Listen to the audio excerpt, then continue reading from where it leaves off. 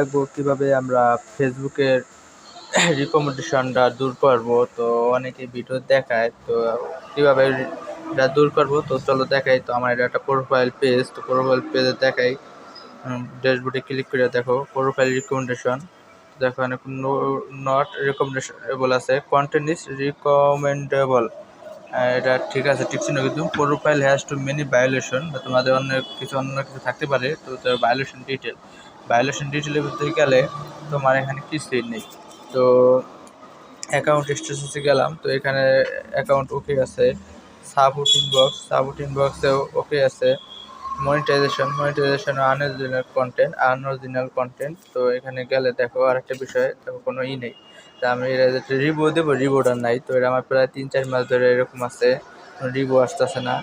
তো এটা আমরা কীভাবে দূর করবো, তো চলো কথা না বাড়িয়ে শুরু করি। তো তার আগে বলি, চ্যানেলে নতুন আসলে চ্যানেলটা অবশ্যই সাবস্ক্রাইব করবা।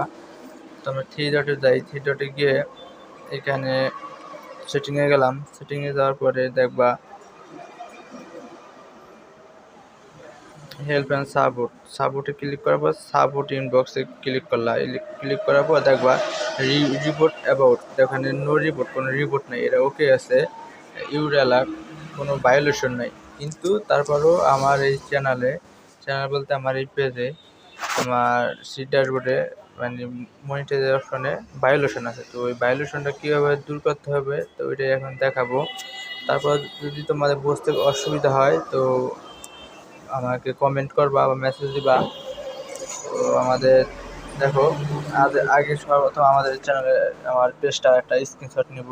স্ক্রিনশটটা নেওয়ার পরে দেখো 3 ডটে গেলাম। 3 ডটে গিয়ে তোমার কী করবে, হেল্প অ্যান্ড সাপোর্টে ক্লিক করলাম। হেল্প অ্যান্ড সাপোর্টে ক্লিক করার পর দেখবা সাপোর্ট রিপোর্টের প্রবলেমে ক্লিক করার পর নিচের দিকে যাবা, কন্টিনিউ টু রিপোর্টের প্রবলেম, এটার উপরে ক্লিক করবে। এটার উপরে ক্লিক করার পর দেখবা একটু ওয়েট করো, নেক্সট একটা চলো ইনক্লুড ইন রিপোর্ট, এটাতে ক্লিক করার পর তোমার কি পেজের যেহেতু সমস্যা, তো প্রোফাইল পেজের সমস্যা, যদি পেজ দিবা আর প্রোফাইলে দিবা, তো আমার প্রোফাইলের সমস্যা। তো দেখো আপলোড দিলাম, আপলোড দেওয়া আমার পেজটা আপলোডটা দিলাম। দেখো ইস্যু, তোমার পেজে কী ইস্যু তোমার এটা লিখতে দেবো। তো আমি একটা কপি করে রাখছি, তোমার কপিটা আমি কপি করলাম। কপি করে তোমার এটা ডিসক্রিপশন লিঙ্কে দিয়ে দেবো যদি বুঝতে সমস্যা হয়, ঠিক আছে। দেখো I have no control my Facebook page currently police issue. তো থ্যাংক ইউ দেওয়ার পর তুমি এখানে পেজ লিঙ্ক লিখে তোমার পেজ লিঙ্কটা দিয়ে দিবা। তো পেজ লিঙ্ক না দিলেও চলবো, তারপর দিয়ে দিলে ভালো হয়।